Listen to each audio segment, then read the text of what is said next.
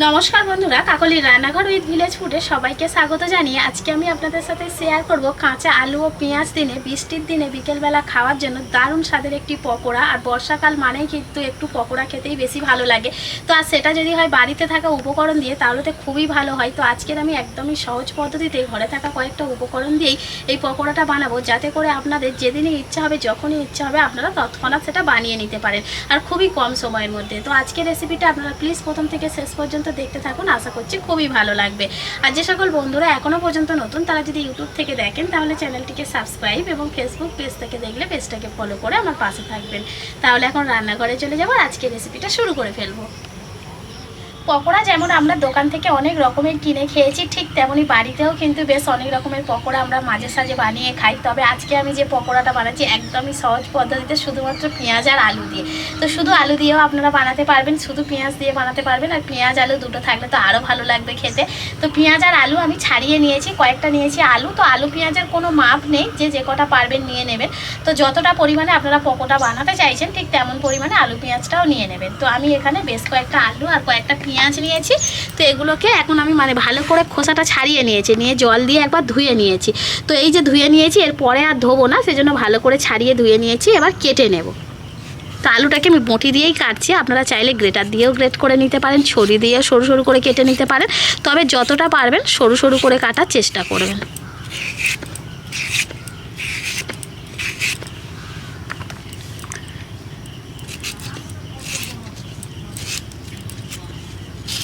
ঠিক যেমন আমরা এরকম সরু সরু আলু ভাজার জন্য আলু কাটি, ঠিক তেমনভাবেই কিন্তু আলুগুলো কেটে নিতে হবে।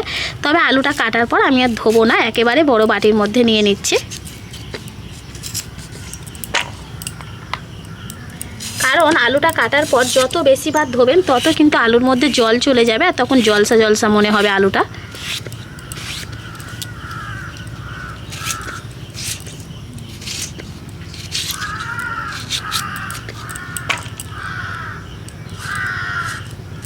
আলুর মতো সেমভাবে আমি পেঁয়াজটাও কেটে নেব, ঠিক ওরকমইভাবে লম্বালম্বিভাবে।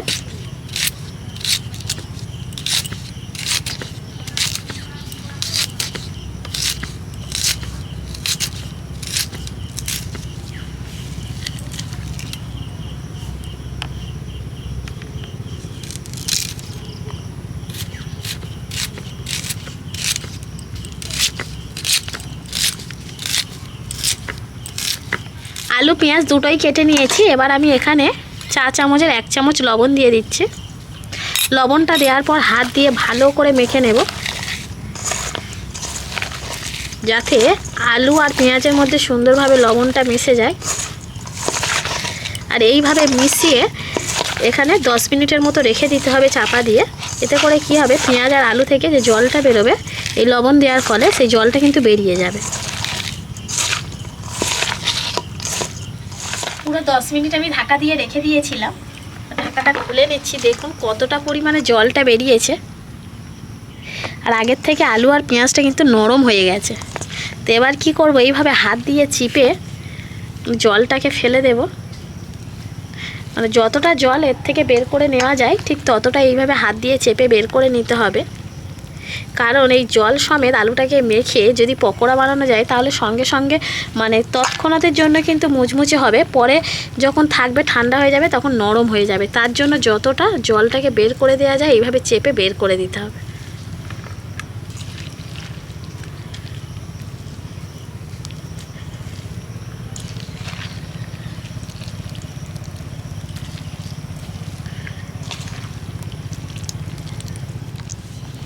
তো এবার আমি একে একে মশলাগুলো দিয়ে ভালো করে মিশিয়ে নেব।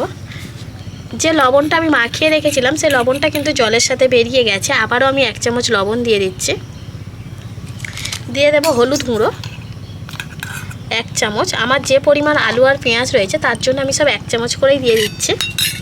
দিয়ে দেবো কাঁচা লঙ্কা কুচি আর আদা কুচি। আদাটাকে ছোটো ছোটো করে কেটে নিয়েছি।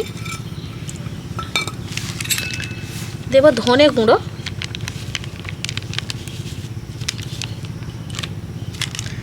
জিরে গুঁড়ো, সব কিছু কিন্তু 1 চামচ করে মাপ মতো দিচ্ছে। আপনারা যেমন পরিমাণে আলু পেঁয়াজটা নেবেন সেই রকম পরিমাণে কিন্তু মশলাগুলো দিয়ে দেবেন। কাশ্মীরি লাল লঙ্কার গুঁড়ো সুন্দর একটা রং আসার জন্য দিচ্ছি, চাইলে আপনারা নাও দিতে পারেন। এবার এমনি লঙ্কা গুঁড়ো দিয়ে দিচ্ছি 1 চামচ। ঝালটা কিন্তু নিজেরা একটু স্বাদ মতো বুঝেই দেবেন, যে যেমন ঝাল খেতে পছন্দ করেন কম বেশি করে নেবেন। এবার আমি দিয়ে দেবো একটু কাসৌরি মেথি। সব কিছুকে একসাথে ভালো করে হাত দিয়ে মেখে নেব।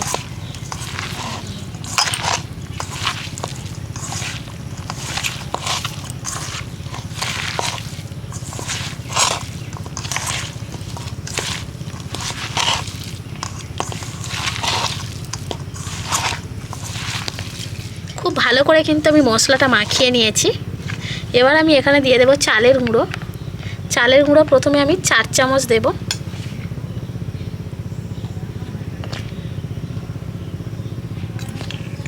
চালের গুঁড়োটা খুব বেশি দেওয়ার দরকার নেই, আমি যে পরিমাণে আলুটা নিয়েছি তার জন্য 4 চামচই যথেষ্ট।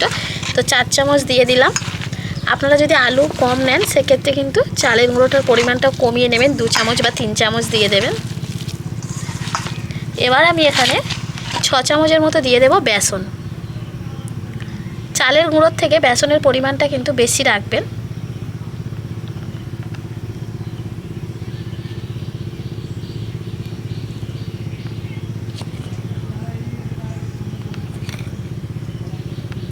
প্রথমে 6 চামচ দিয়ে আমি ভালো করে মিশিয়ে নিচ্ছি, যদি লাগে পরে দেব। হয়তো আর 2 থেকে 3 চামচ লাগবে, খুব বেশি কিন্তু লাগবে না। আর এই প্রথমে মাখার সময় আপনাদের একটু শক্ত মনে হলেও এই যে মিশ্রণটা আপনারা কিন্তু জল দিতে যাবেন না, কারণ মেশাতে মেশাতে দেখবেন এই যে পেঁয়াজ আর আলু থেকে কিন্তু জল অটোমেটিক বেরোতে থাকবে, আর ওই জলেই মাখাটা সুন্দরভাবে মাখানো হয়ে যাবে। তাই এক্সট্রা করে জল দিয়ে মাখাতে যাবেন না। আর এখানে আমি 2 চামচ বেসন দেব, তাহলে 4 চামচ চালের গুঁড়ো 8 চামচ বেসন। আর এখানে বেসন দেওয়ার দরকার নেই, শুধু সুন্দর করে একটু মিশিয়ে নেব।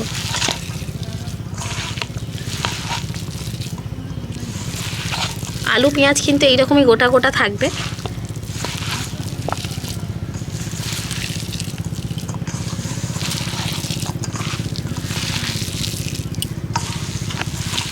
পকোড়াগুলোকে এবার ভেজে নেব। তো মশলা মাখানোর পর বেশিক্ষণ আর রাখবো না, কারণ যত রাখবো ততই কিন্তু নরম হয়ে যাবে, জল বেরোতে শুরু করবে। তো মাখানোর সঙ্গে সঙ্গেই ভেজে নিতে হবে। তো সেজন্য আমি আগে থেকে কড়াইতে সাদা তেল দিয়ে গরম করে নিয়েছি। তেলটা গরম হয়ে গেছে, এবার তেলের মধ্যে ছেড়ে দেবো। জাস্ট এইভাবে গোল করে সঙ্গে সঙ্গেই ছেড়ে দেবো। কোনো রকম চ্যাপটা বা হাত দিয়ে গোল করার কোনো দরকার নেই, এইভাবে তুলে এইভাবেই ছেড়ে দেব। দিলে কি হবে, পকোড়াটা দেখতেও ভালো লাগবে, চারিদিক থেকে একটু ছেড়ে ছেড়ে থাকবে।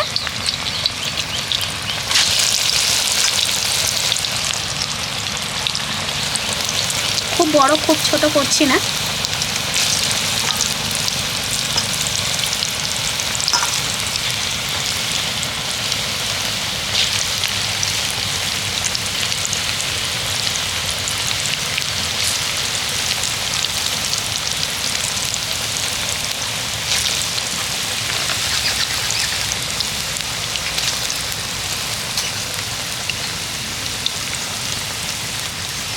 একসাথে বেশি তেল দিলে কিন্তু অনেকগুলো পকোড়াই ভেজে নেওয়া যাবে।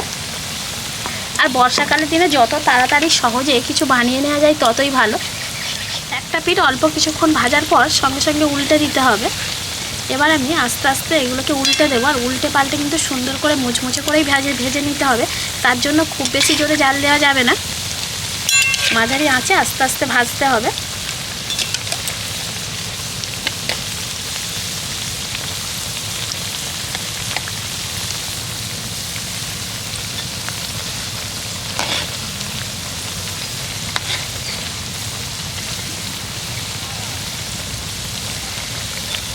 পকোড়াগুলোকে আমি খুব সুন্দর করে উল্টে পাল্টে একেবারে লাল লাল আর মুচমুচে করে ভেজে নিয়েছি। দেখুন কতটা সুন্দর হয়েছে। তো এবার তেল ঝরিয়ে তুলে নেব।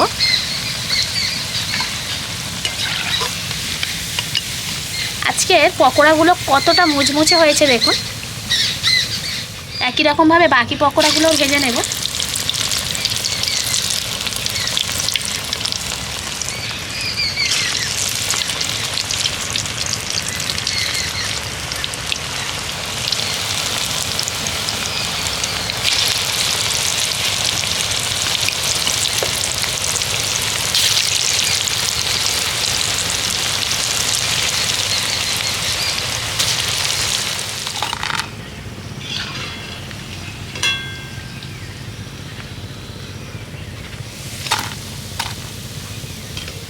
সবগুলো পকোড়াই আমার ভাজা হয়ে গেছে। পকোড়াগুলোকে দেখুন কতটা সুন্দর দেখতে লাগছে, তো দেখলেই কিন্তু একদম লোভ লেগে যাবে যে কোনো মানুষেরই।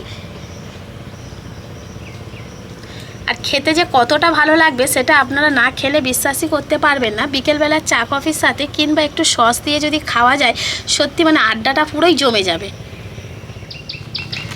পকোড়াগুলো যে কতটা সুন্দর মুচমুচে হয়েছে দেখুন। দুদিন থাকলেও এই পকোড়াগুলো নরম হবে না, কত সুন্দর মুচমুচে হয়েছে দেখুন।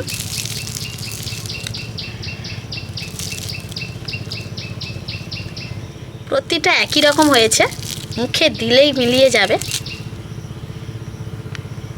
বিকালে চায়ের সাথে কিংবা বর্ষাকালের সন্ধ্যেবেলাতে দেখবেন একটু তেলে ভাজা খেতে বেশি ভালো লাগে। তো বাইরে থেকে তেলে ভাজা না কিনে এনে বাড়িতে কয়েকটা উপকরণ দিয়ে এইভাবে যদি সহজ পদ্ধতিতে আর খুব কম সময়ের মধ্যে এই পকোড়াটা বানিয়ে নেওয়া যায় তাহলে তো খুবই ভালো হয়। তাছাড়া যাদেরকে খাওয়াবেন তারাই কিন্তু প্রত্যেকেই খুশি হয়ে যাবে, কারণ এটা খেতেও খুবই ভালো লাগে। তো আপনারা একবার হলেও বাড়িতে বানিয়ে দেখুন, বাড়ির সবাই ভীষণ খুশি হবে। আর আজকের আমার এই পকোড়া রেসিপিটা আপনাদের কেমন লাগলো সেটা অবশ্যই কমেন্ট করে জানাবেন। আর ভালো লাগলে লাইক, কমেন্ট, শেয়ার, সাবস্ক্রাইব এবং ফলো করে আমার পাশে থাকবেন। আর আমার নিত্য নতুন রেসিপিগুলো এইভাবেই দেখতে থাকবেন। তাহলে আজকের মতো এখানেই শেষ করছি। সবাই ভালো থাকবেন, সুস্থ থাকবেন, দেখা হবে পরের রেসিপিতে।